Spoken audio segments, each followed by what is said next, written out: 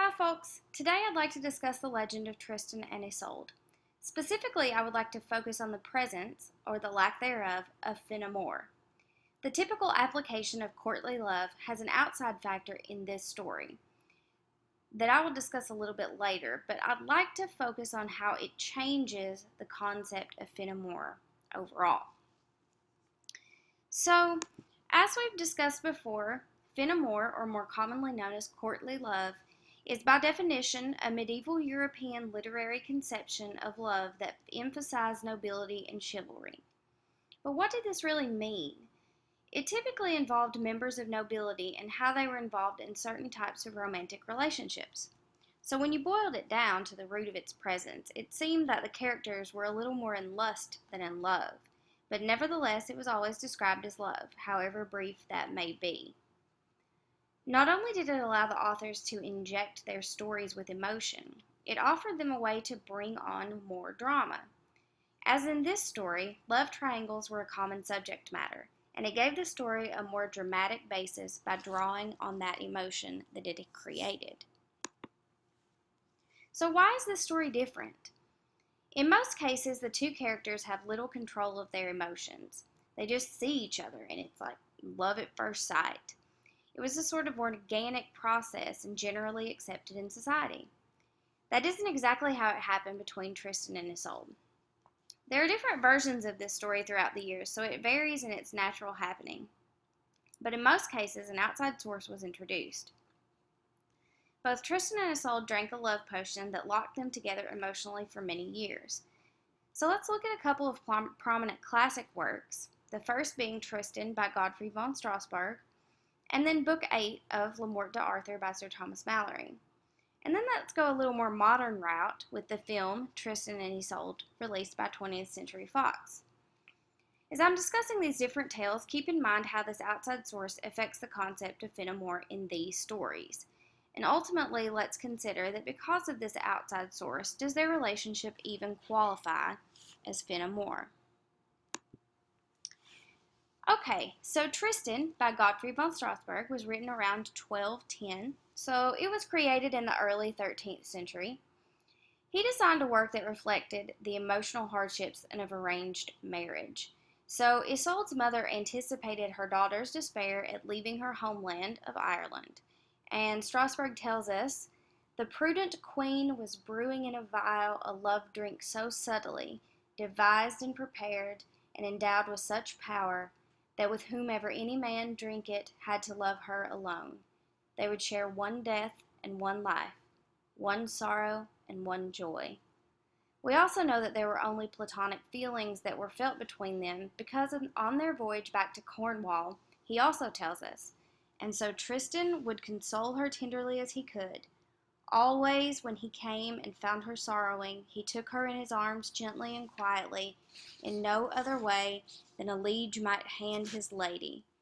So the reader is explicitly told of the non-romantic relationship between them. So this love potion was ingested by the two characters without their knowledge, or knowledge of its purpose. But how does that reflect on our images of courtly love? We know they weren't more than friends before they drank it, so can the love they feel after its consumption be considered true love? Or for that matter, even love at all? In Stephen Schauber's critical review of the work, he states that even Gottfried's conception of love departs from the courtly pattern, for rather than the usual unfulfilled longing and devoted service of the knight, love in this story is mutual, freely given, and outside the conventions of courtly society. It is a law unto itself and destructive of the social order. But the question is their love given freely? Had they been just two ordinary people, this love could have well happened organically. There are infinite possibilities of paths to their story, or paths that it could take, but here they really have no choice. They hadn't fallen in love up until this point, but after taking the potion, unknowingly, they had no other options.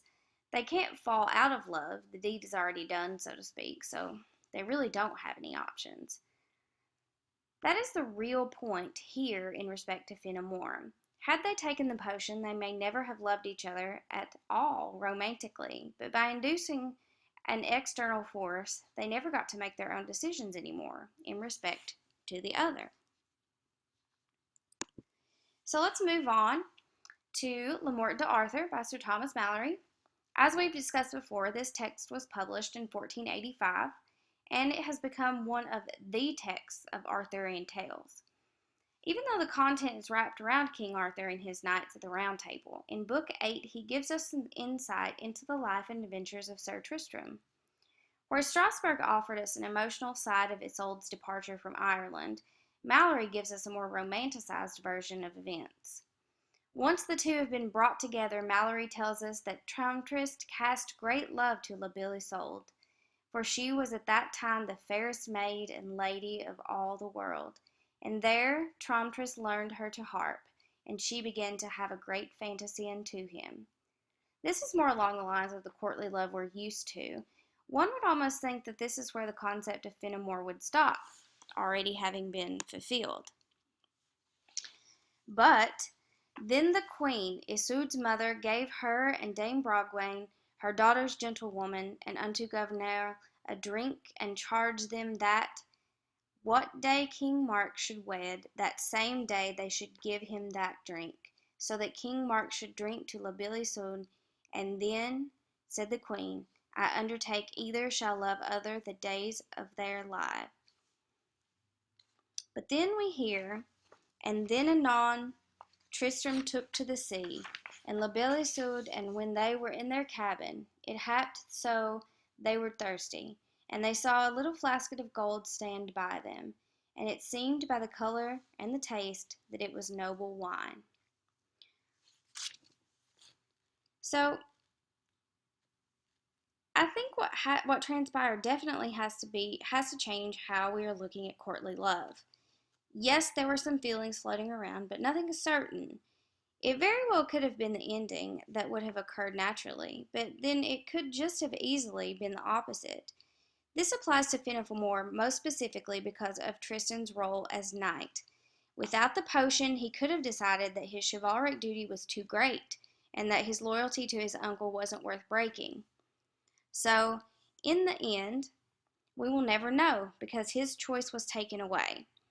His free will to adhere by or ignore his chivalric duties were gone. So I have here the film Tristan and Isolde, which was released in 2006. I chose this because it is one of the more modern takes on the legend. One of the main points that I wanted to bring up is how society wants to be entertained in our era versus the older text I used as examples. This, by all accounts, is a typical love story. All of the events are overdone and the happenings are quite elaborate, but there is no love potion here. Here the two main characters fall in love because the situation they are in, and they're actually blindsided when they find out that Isolde will be marrying Tristan's uncle Mark. So does this application of love make Fenimore more apparent? I do believe so. I think it certainly does. There is no question of their love for each other here. There's no conditions, no unanswered questions. They met, they fell in love. But Tristan has a hard time dealing with his betrayal of his chivalric code. And for that reason, it is a classic example of courtly love. If we put this in the context of the other stories, and they had drank a love potion, I don't know if I would have drawn the same conclusion. So in every version, the two main characters find themselves in love. That is not in question. Although the validity of love in each story can be questioned. All the stories do fall under the context of courtly love for the sheer fact that Tristan is a knight and has loyalty to his king. And this is apparent in both von Strasbourg and Fox's productions. But in Malory's, although Tristan serves Mark, he isn't always bothered by his own actions. Nonetheless, knights are chivalrous, and when they are doing something as taboo as bedding the king's wife, they do show some reservation. The love potion is the chink in the armor. This is the factor that is most important. If the love potion is present, then we can call into question the actual relationship between the two. There is no way to know what they would have done once they made it back to Cornwall. They could have called the whole thing off just as easily as they could have remained in their affair. When analyzing it critically for the presence of Fenimore, I would say the only definite case of that would be the modern film. The other two have that external force, and that is one that contaminates the true meaning of courtly love.